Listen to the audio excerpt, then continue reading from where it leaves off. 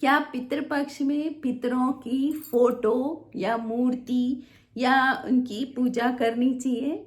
और अगर करनी चाहिए तो क्यों, और अगर नहीं करनी चाहिए तो क्यों नहीं, और किस तरीके से करनी चाहिए? आज ये सारी चीज़ें मैं आज अपने वीडियो के माध्यम से आपको बताऊंगी।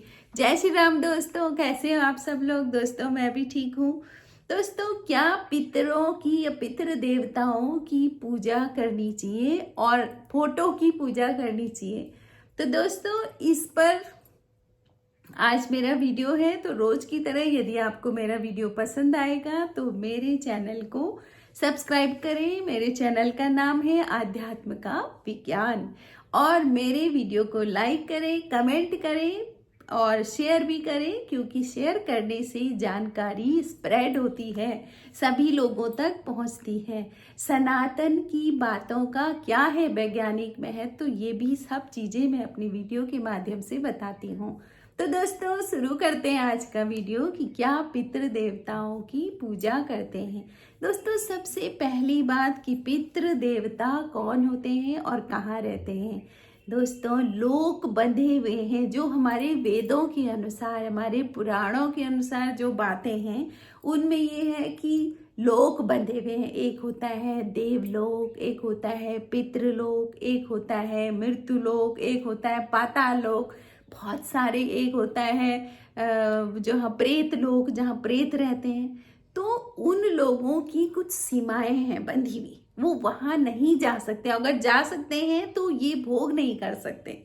तो दोस्तों, जो प्रेत लोक है उसमें प्रेत रहते हैं। प्रेत मृत्यु लोक में ही रहेंगे, लेकिन वो यहाँ का कोई भी सुख नहीं ले सकते, है ना। हम भी मृत्यु लोक में हैं, लेकिन हम यहाँ का अन्न, जल, वायु और भोजन, सब चीज का सुख ले रहे हैं। हम भौतिक चीजों का भी हम सुख ले रहे हैं ना। तो इसीलिए कहते हैं बड़े भाग मानुष तन पावा, और मनुष्य ही मृत्यु लोक का सुख का भागीदार भी है, और यहाँ पर कर्म का भी भागीदार है। दोनों चीज, आप सुख भी भोग सकते हो, कर्म भी भोग सकते हो। तो जो प्रेत लोक में चले जाते हैं ना, प्रेत हो जाते हैं, उनके मन में बहुत ज्यादा इच्छा होती है भोग की। तो वो क्या भोग, अगर आप उनको भोग नहीं दे रहे हो तो वो आपको कष्ट देंगे, दुखी देंगे, कहीं ना कहीं परेशान करेंगे। आप बिना मतलब से आप दुखी रहोगे, या आपको संतुष्टि नहीं रहेगी। क्यों? क्योंकि वो प्रेत जो है आपसे कुछ चाह रहा है। ठीक है। अब आया पितृलोक। पितृलोक, पितृ देवता, वो अलग लोक में है, लेकिन जैसे हम लोग भी मुक्ति, मृत्यु लोक के लोग भी इतनी पूजा पाठ, ध्यान, साधना किसके लिए करते हैं? कि हम इस जन्म मरण के बंधन से मुक्त हो जाएं। तो उस जन्म मरण के बंधन से पितृ देवता भी मुक्त होना चाहते हैं, क्योंकि पितरों को नीचे ही गिरना है। क्यों गिरना है? दोस्तों, आपको पता ही है साइंस का नियम, गुरुत्वाकर्षण बल उनको खींच रहा है, खींच रहा है, खींच रहा है, हर पल हर घड़ी फिर उनको वापस जन्म लेना है। लेकिन पितृ देवता देवलोक में नहीं जा सकते, जहां पर कोई आकर्षण बल नहीं है, देवलोक है ना। तो फिर वो क्या, कब जा सकते हैं? ना वो खुद कर्म कर सकते हैं, ना वो भोग कर सकते हैं, लेकिन उन्होंने जो अपना जीन दे रखा है, जहां पर जो उनकी संतानें हैं, जिनसे उनका संबंध रहा है, उस पीढ़ी पर वो कहते हैं कि तुम कुछ ऐसा करो कि हम भी देवलोक को जाएं। तुम कुछ ऐसा करो, पूजा पाठ, दान, धर्म, यज्ञ, व्रत, नियम, संयम, ऐसा कुछ करो कि हम देवलोक में पहुंच जाएं।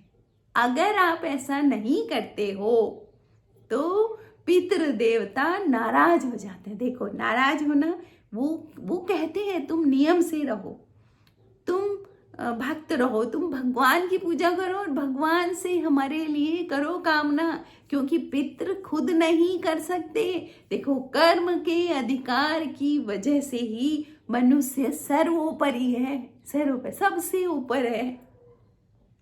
और जब वो किसी को यहाँ भेजते हैं तो उसके पहले उससे कई सारी इच्छाएं, कामनाएं होती हैं उनकी कि तुम ये करना, ये करना, ऐसे करना, ताकि हम सब लोग देवलोक को जाएं। अब इस काम के लिए स्पेशली 15 दिन बने हुए हैं, जिसको हम बोलते हैं श्राद्ध के दिन, श्राद्ध चल रहे 15 दिन तक। इस समय पृथ्वी पर बहुत ज़्यादा जल हो गया है और जल की अधिकता के कारण, और हमारे शरीर में भी जल है, तो करंट फ्लो बहुत ज़्यादा होता है। तो इस समय पर हम कनेक्ट होते हैं किससे? पितृ देवताओं से, या फिर आपके कुछ परिवार में प्रेत हैं उनसे भी। अब इतना सबको पता होगा कि प्रेत कौन बनता है? जो अच्छी भली उम्र में ही चले जाते हैं वो प्रेत हो जाते हैं। जो अपना सब कुछ सुख भोग के जा रहे हैं वो पितृ देवता हैं। तो इस तरह से हमारी रिस्पॉन्सिबिलिटी बनती है कि पितृ देवताओं के लिए कुछ किया जाए।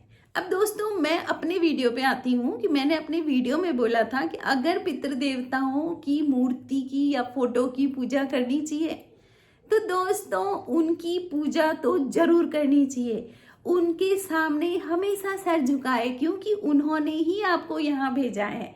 तो उनकी पूजा करें, लेकिन उनकी पूजा सकाम न करें। देखो, अपने पितृ देवताओं के लिए बहुत पूजा करें, भगवान से उनकी मुक्ति के लिए प्रार्थना करें। जब भी आप कोई दान देते हैं तो उसका पूरा महात्म्य अपने पितृ देवताओं को दें। आपने कुछ सत्कर्म किया तो उसका पूरा फल अर्पित कर दें भगवान के चरणों में, लेकिन किसके निमित्त? अपने पितृ देवताओं के निमित्त।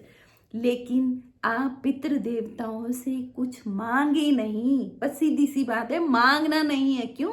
भगवान कृष्ण ने गीता में स्पष्ट करके समझाया है कि जिससे भी जो कुछ लेता है वो उसकी तरफ को अट्रैक्ट होता है। सीधी सी बात है, आपने जिसका खाया है वहाँ आपको जाना पड़ेगा। आप पितृ देवता से बोलते हो हे पितृ देवताओं मेरा ये काम हो जाए, तो ये काम बिल्कुल नहीं करना है, क्योंकि भगवान ने पितृ देवताओं को भी दे रखी है ये कि वो तुम्हारी मनोकामना पूरी कर सकते हैं। उनके पास कुछ शक्तियां हैं। लेकिन फिर आप जब जाओगे तो आप पितृलोक में जाओगे, लेकिन इस मृत्यु लोक से मनुष्य की कामना एक ही होनी चाहिए। क्या होनी चाहिए? अपने पितरों को भी साथ लेकर के देवलोक में जाए। इसीलिए यहाँ रखा है। और कर्म आपके हाथ में है। कर्म का सिद्धांत है भोग भी करो, त्याग के साथ भोग करो। ये प्रकृति समझाती है। तो दोस्तों, पितृ देवताओं की फोटो की भी पूजा श्राद्ध पक्ष में तो करनी है, लेकिन सकाम पूजा नहीं करनी है, निष्काम पूजा करनी है। और सकाम हो तो कौन? भगवान से आप सकाम पूजा करें। तो दोस्तों, आपको वीडियो कैसे लगा? मैं आशा करती हूँ कि कुछ तो समझ में आपके आया होगा जो भगवान कृष्ण ने गीता में समझा रखा है। तो दोस्तों, आप इस वीडियो को शेयर करें ताकि और लोगों के पास भी जानकारी जाए। आजकल श्राद्ध पक्ष चल रहे हैं। Thank you for watching. जय श्री राम।